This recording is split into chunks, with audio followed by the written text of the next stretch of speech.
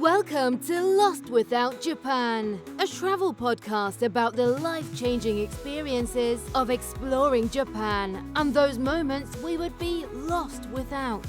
For your listening pleasure, allow me to introduce your very own Kanko Guido, Michael.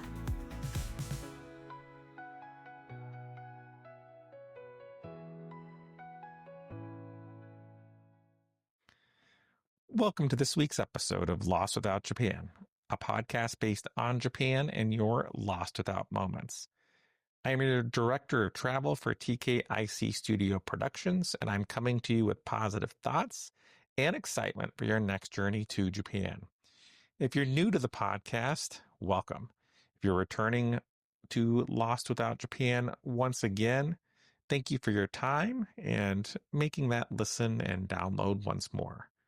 Remember, you can always reach out to the show at lostwithoutjapan@gmail.com or lostwithoutjapan on Instagram if I can answer any questions or just be of assistance to you on your journey together or if you're traveling alone.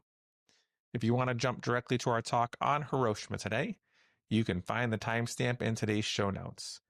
In the same spot, you can also locate the link for our Google Maps for our talk today, along with some Japan resource docs and links to some of our past shows. Those of you supporting the show on Patreon get to enjoy this early access that you're listening to. If you're not, you're welcome to, follow along anyways. Join in on our discussions. But if you are the Patreon members, you get not only the episode early, but also the document that I'm using to record today's episode. This show has discussed visiting Hiroshima before. Still, with good times closing and more than 2 years since we last discussed visiting Hiroshima, it is time to update our talk on my favorite location in Japan. Hiroshima's history is intertwined with one of the darkest events in modern history. It is also the story of how the city and its people rose from the ashes of that event to become one of the largest beacons of world peace. Hiroshima's story began long before the events of August 6, 1945. The city was founded in 1589 by Mori Teramoto and began its life as a small castle town. The city's location along the Oda River Delta allowed it to become a center of commerce and trade during Japan's feudal period.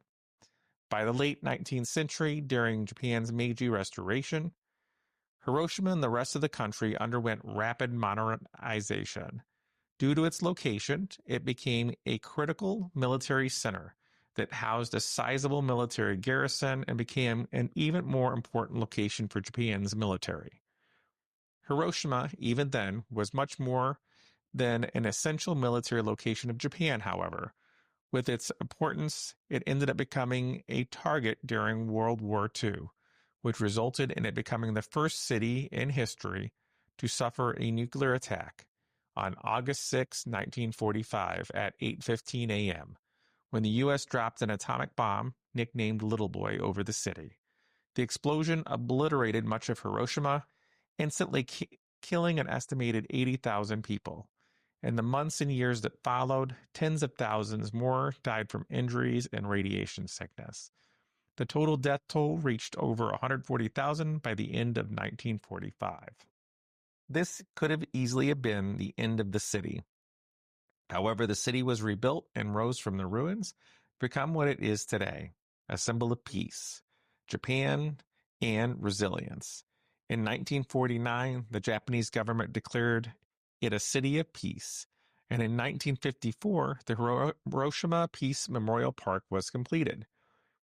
To me, Hiroshima is welcoming and way more laid back than you may expect for the capital of an area with a population of just over 1 million. Most people might very well skip Hiroshima on their first visit to Japan, especially if they mainly explore, fly into or out of Tokyo. If you're flying into or out of Osaka, however, I'd really recommend adding the city to your itinerary. You could use that after visiting Kyoto and Osaka. And this is by far just one of my favorite places to visit. Could be where I end up living at some point in my life. So just, give it a perusal, take a look, and I think it could become a favorite of yours as well. The fastest and most convenient way to travel between Osaka and Hiroshima is going to begin at Shin Osaka Station and involve you using the Shinkansen, where you'll arrive at Hiroshima Station about an hour and a half or 2 hours after boarding in Shin Osaka. If speed is your priority, the Nozumi and Mizuho trains will get you there in about an hour 25. But just keep in mind if you're using a JR Pass, regional, or just, the all-encompassing, 7 days, 14 days, and so on, those last two trains will not be covered. On the other hand, if you are a JR Pass holder, you can take the Hikari or Sakura trains, which take around 2 hours. The cost of this ride is about 10,000 to 11,000 yen one way. And let me tell you, the smooth ride, the comfortable seating, and breathtaking views of Japan's countryside make this option well worth it. If you're traveling on a budget, don't worry, I've got you covered too. There's always the highway bus, which is a great low-cost alternative. The bus will take about 5 hours to get you there and run about 4,500 to 6,000 yen. They're going to also depart from Osaka, but this is going to be Osaka Station and drop you off in Hiroshima's bus center. Plus, if you're the kind of traveler who likes to stretch your yen a little further, why not take advantage of an overnight bus? You can save on both accommodations and travel costs in one go, and the seats are surprisingly comfortable.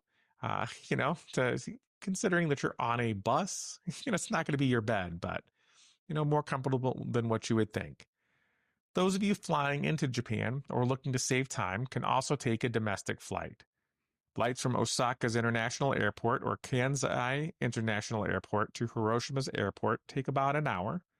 But don't forget to add some time for, just getting into the airport, security, getting to your gate, and so on. From Hiroshima Airport, it's about a 45-minute ride to the city. Flights can range between 5,000 and 15,000 yen, depending on when you book and what type of airline that you end up booking through. It can, though, definitely be a solid option if you're coming straight to, Hiroshima from the airport. Imagine flying into Osaka and just hopping another plane to get to Hiroshima and just save yourself a little bit of time. And since you're already in that airport anyways, might as well keep it going. Just know if you have a large oversized bag, that'd be something you need to, use a luggage service to get it there. And, if it does not check and if it exceeds that, weight and size requirement for the local, within Japan flights as opposed to international, just something to keep in mind. Now, for more adventurous listeners out there who might want to take the scenic route, there's also the local JR train option. This journey will take you about 5 to 6 hours with multiple transfers along the way and cost you about 5,000 to 6,000 yen. It's definitely not the fastest, but if you want to, hop off and explore some local towns, soak in some scenery at a slower pace, grab yourself a bento box and just, enjoy the landscape shifts from urban to countryside, could be for you. For today's talk, we're going to divide ourselves up into 2 different days for an itinerary as opposed to a day one and some honorable mentions. For our morning activity, we're going to be visiting Mitake-dera Temple. Mitake-dera Temple was founded in 809. It's a sanctuary of tranquility hidden in the wooden hills north of Hiroshima. The temple's grounds feature 3 waterfalls, serene walking paths, and moss-covered stone statues that evoke a sense of timelessness. The pagoda, originally relocated from the Wakayama prefecture, adds to the temple's historical richness. Visitors often spend time meditating or simply soaking in that spiritual ambience. Autumn transforms the temple into a kaleidoscope of colors, which, having seen recently, is well worth your time visiting during that time. And you will find, it is a favorite among photographers, just within and out of Japan. So bring your camera along. Now, while the staff does primarily speak Japanese, they welcome foreign visitors with gestures and maps. Um, Finding, you know, local guides in that area if you're looking for a more, in-depth talk is always a possibility. Just make sure you're wearing comfortable walking shoes as the path can be uneven. This temple is not just a place of worship, though. It is also a cultural and historical treasure. The temple complex includes several smaller shrines, a tea house, and a statue of Kannon, the goddess of mercy. Visitors often note the calming sound of the waterfalls and gentle rustling leaves create an atmosphere that, you know, produces mindfulness. Even during peak seasons, the temple is relatively uncrowded, making it a hidden gem for those seeking a quiet retreat. The stone steps leading up to the temple provide stunning views of the surrounding forest, especially during the cherry blossom and autumn foliage. Don't forget to explore the hidden pathways, which reveal even more statues. For your alternative, activity, if you're, especially if the weather is in question, you can't go wrong with the Hiroshima City Manga Library, where you can dive into Japan's pop culture at the Hiroshima City Manga Library. They have over 140,000 manga titles. This library is a haven for manga enthusiasts, offering a range of genres and some English translated works. Visitors can also explore special exhibits that delve into the history and art of manga. The library has a cozy reading corner, areas for quiet study, and although most staff can, have some sort of limited English, they are friendly and they do provide helpful guides in multiple languages. The Hiroshima City Manga Library offers more than just a collection of manga. It also hosts regular workshops and events, including drawing sessions and lectures on manga history. The library also features a section dedicated to the international manga, allowing visitors to explore how this art form has evolved globally.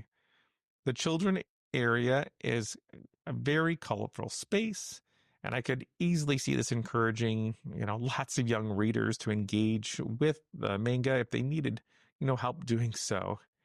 Although the library is primarily for Japanese speakers, when I was looking at the layout things, I think you'd find it very intuitive. And like I said, some staff members will, could end up trying to assist those non-Japanese speakers, being us, especially if you live in the area. For lunch, I am going to recommend Kisa Sakai. It's a hidden gem, I feel, in Hiroshima that offers a very nostalgic dining experience. There's a lot of Showa era charm if you were to visit there. And really, from the moment you step inside, the vintage decor, soft ambient lighting, and retro furnishing transport you back to mid 20th century Japan. This cozy cafe exudes a warm and inviting atmosphere, making it the perfect spot to unwind after a day of exploring Hiroshima. The menu at Kisa Sekai is delightful. There's so many different blends of classic Japanese comfort food and also what I would consider to be your staples of a cafe. Their signature Japanese style curry rice is always a must try. It pairs perfectly with that rice that they offer. The omelet rice, you can never go wrong with that omelet draped over a bed of rice and the ketchup season, with it. Just all of those things are just favorites of mine. For lighter meals, you could end up getting kind of choose from their variety of their sandwiches, which are going to have thick cut toast. And, can have possibly like egg salad or ham and cheese. I'm always a sucker for egg salad on the thick cut toast. Coffee enthusiasts like myself will appreciate the cafe's dedication to brewing perfection. especially when you see that it is served, hand dripped coffee prepared using a very traditional method, resulting in a cup that is for you and really going to be rich and just provide a lot of aromatic smells. So pair your coffee with one of their desserts or a sandwich, perhaps a dessert like one of the options that I saw, which was the parfait. Uh, they have a pudding parfait, which combines just custard pudding, fresh fruit, and whipped cream. And I mean, it's a perfect way to end any meal or just take a break for the day. Although the staff is primarily speaks Japanese,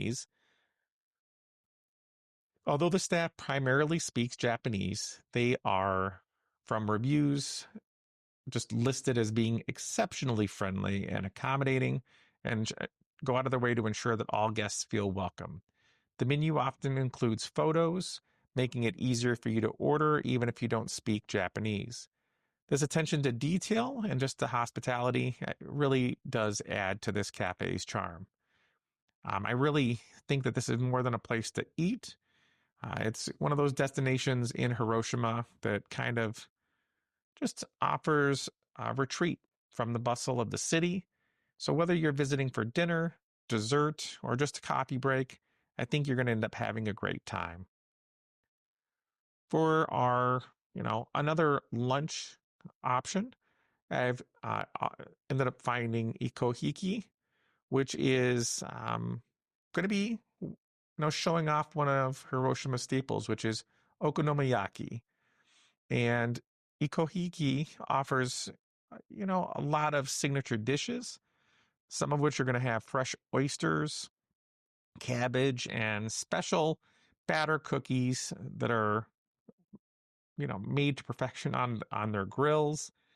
Visitors can watch the cooking process, while you're at the counter with seats and really feel like you're interacting with your meal.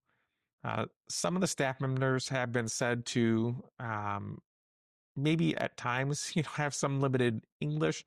But one thing I did see was that they do provide an English menu. Uh, they do pride themselves on using locally sourced ingredients to make an authentic Hiroshima style okonomiyaki. The restaurant offers many customized, options, allowing you to choose from a variety of toppings, including cheese, squid, and kimchi. The chefs that are preparing this for you do so uh, really with just so much precision, and they'll make sure that your pancake, your cooked pancake, your okonomiyaki is crispy on the outside, but soft and flavorful on the inside. And really, this atmosphere of this whole place is super cozy, in my opinion, while also having that traditional decorations. You'll see lanterns and wood paneling, and just to me is going to be a very immersive dining experience. So, if you do go, make sure to try their signature oyster okonomiyaki, which they say pairs wonderfully with a glass of local sake. For an afternoon activity, I'm going to go ahead and recommend Hiroshima's City Forest Park. This really expansive park is a treasure trove for nature lovers. In addition to the scenic hiking trails, it features themed gardens, a bird sanctuary, a family-friendly playground, and you can even rent bicycles to explore the park's vast grounds, or just walk along and enjoy their well-maintained paths. Seasonal events such as flower festivals can make a very unique experience. And, I was kind of looking to see if there were any mention of English speaking staff. Um, Very rare. I think if you're going to find anything at all, probably not.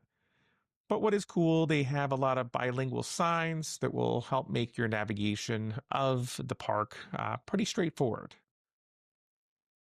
Another activity that you can do in the afternoon, especially as if the weather is turned, is the Mazda Museum. And you're like, Mike, you're recommending this, but when I was looking at it, it's currently under renovation, and what it had to offer, kind of unique. And like I said, this to me would be something if I was in the area and it was raining, the weather just turned poor on a day. You could do a lot worse than this. And you'll be able to discover the legacy of one of Japan's most, innovative car manufacturers.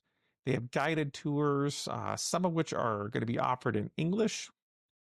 They end up kind of showing Mazda's history, what they consider to be their groundbreaking technologies, and you'll even get a behind the scenes look at their production line.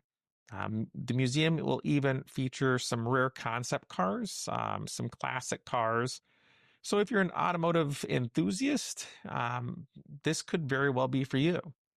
The Mazda Museum provides an in-depth look into kind of the evolution of the company, and it's going to begin with a kind of historical overview of Mazda's first three-wheeled trucks, and even some rotary engine technology. That might change, the flow of things after this renovation. But visitors can move along and view the production line and just kind of what they view as a very meticulous process of building your vehicle. Now, the museum is meant to try to show the company's commitment to sustainability, showing off some electric cars, hybrid cars, just all over type of things that are there. And you might even be able to see some kind of cutting edge technology that won't be available in cars quite yet. English speaking guides are definitely going to be knowledgeable and happy to answer questions for you. And it should be reopening in March of 2025.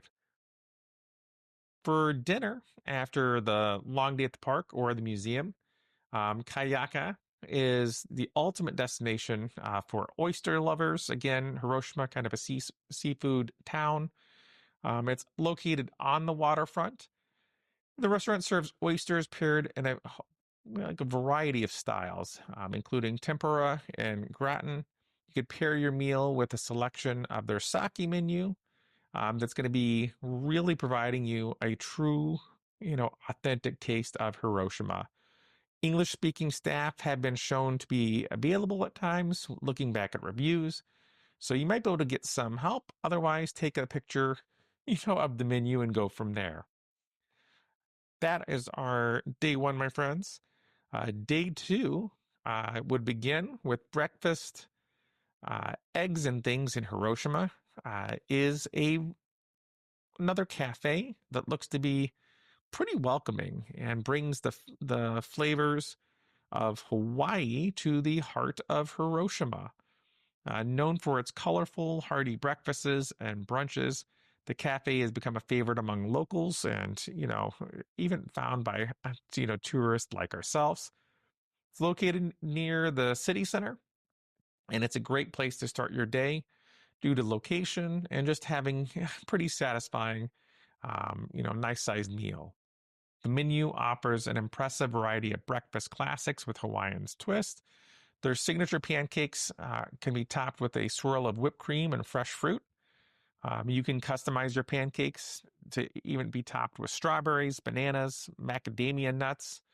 And if you're in the mood for something savory, the Eggs Benedict selection looks to have a lot of different toppings that you can have, such as avocado, smoked salmon, the traditional ham, and you can even get a toasted English muffin with that creamy hollandaise sauce, for your Eggs Benedict.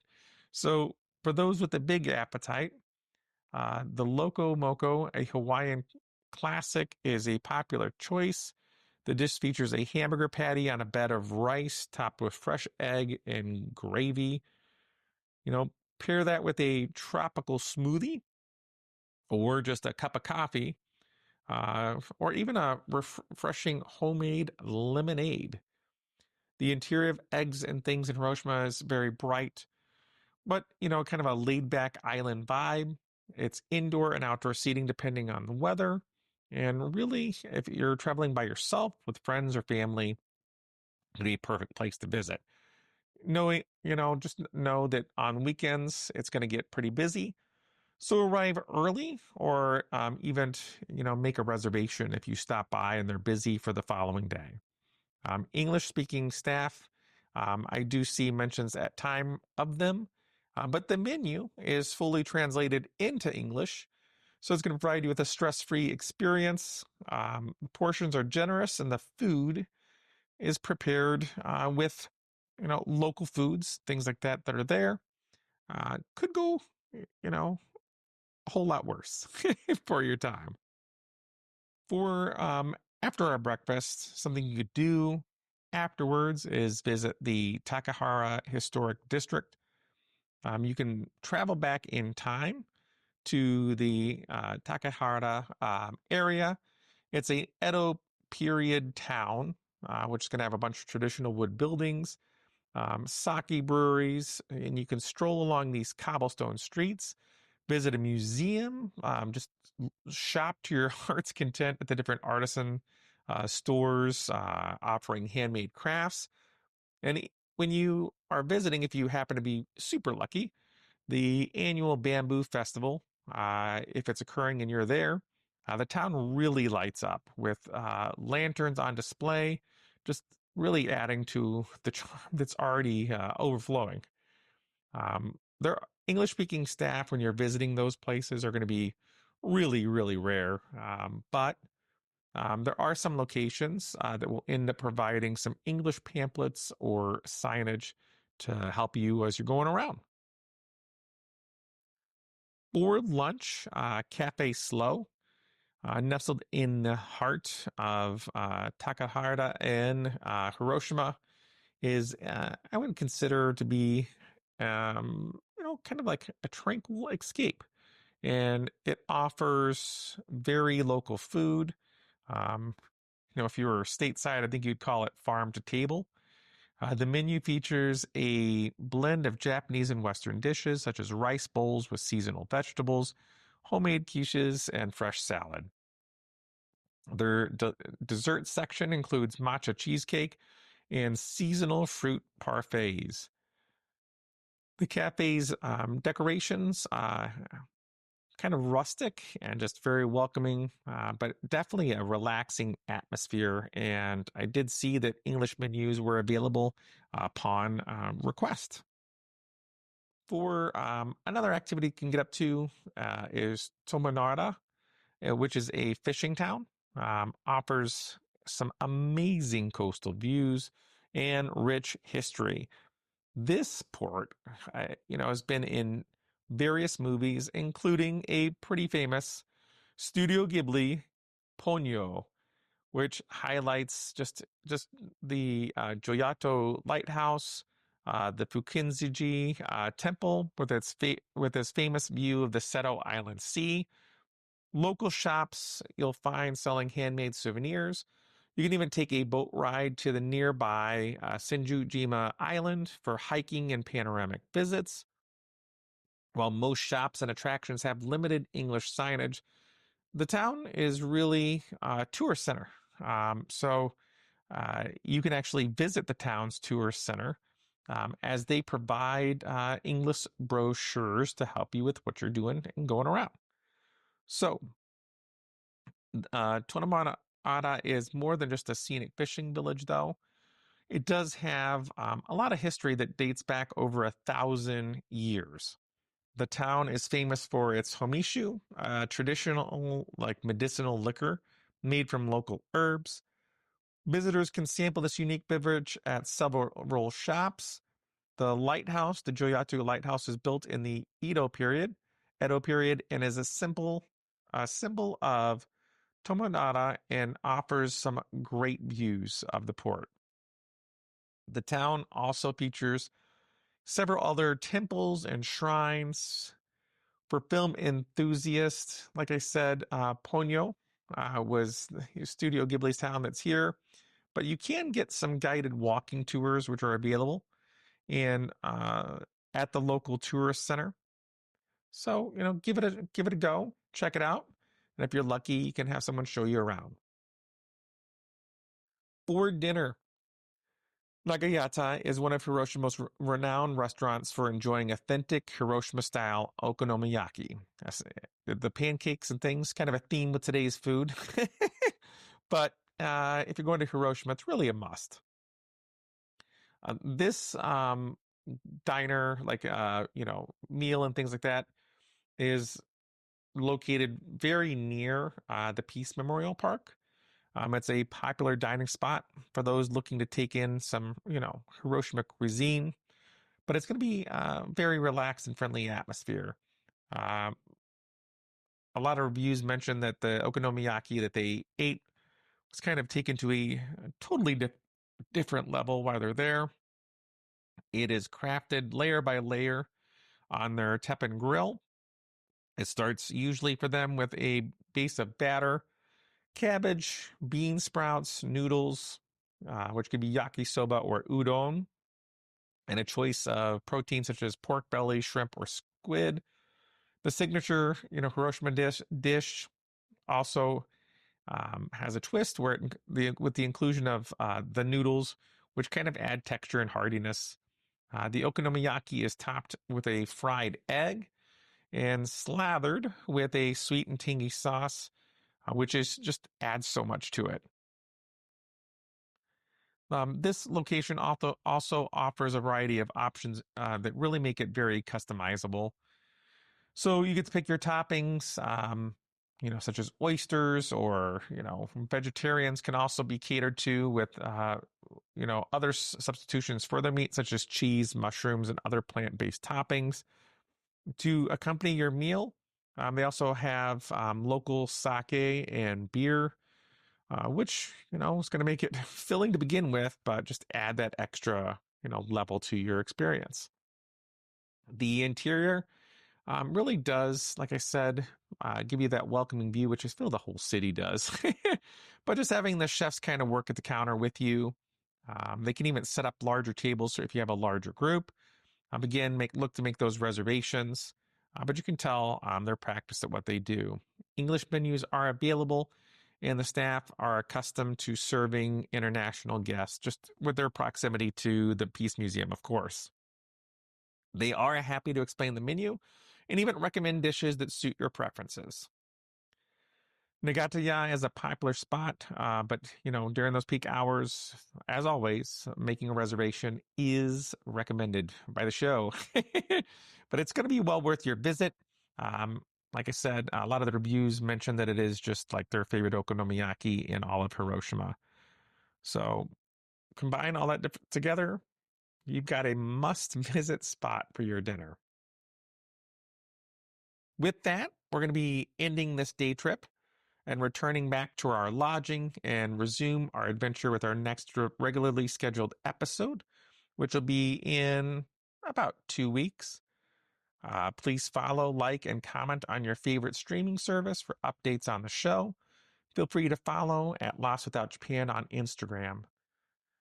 If you've enjoyed today's show, feel free to support it by joining the show's Patreon. Links to that will be in today's show notes. Thank you to my members who continue to donate to the show. You're going to help save towards long-term microphones that I'm going to use to record various sounds from Japan. And I hope once I get them to help use that to make my book that I'd like to do, the Sounds of Japan, and provide that so that even if you can't make it or have made it a long time ago, or just want to listen to kind of feel that you're there, provide that experience and be able to do that. So thank you. Hopefully, it's been a while since I've recorded the day trip episodes. With me going to school and taking classes that I'm currently am, not to go too deep into it, but instead of it being a 16-week, course, or a 12-week course, 13, something like that, they basically have taken a 12 or 13-week course and crammed it into 6 weeks. So, half the time to do twice the work. And I find that pretty much every night I'm up till 12:30 in the morning or 1 o'clock in the morning, even on weekends, just trying to get my coursework done. So, it took me a little bit longer to come across my information that I needed for this day trip, but I hope this will work for you, my friends. It's not as long as the day trip episodes normally were in the past, but I do feel there's a lot of good things in this and definitely going to make your trip to Hiroshima all that more enjoyable. Feel free to send feedback my way. Like I said, through Instagram or through my, lostwithoutjapan at gmail.com. Let me know what you think. Otherwise, thank you so much for listening to episode 103 of our show. So let's keep it going to 200, my friends. On behalf of Lost Without Japan and the entire crew, I'd like to thank you for joining us on this trip. We look forward to seeing you on board again in 2 weeks for our next episode. To everyone out there, Oginki Day. Stay well, my friends.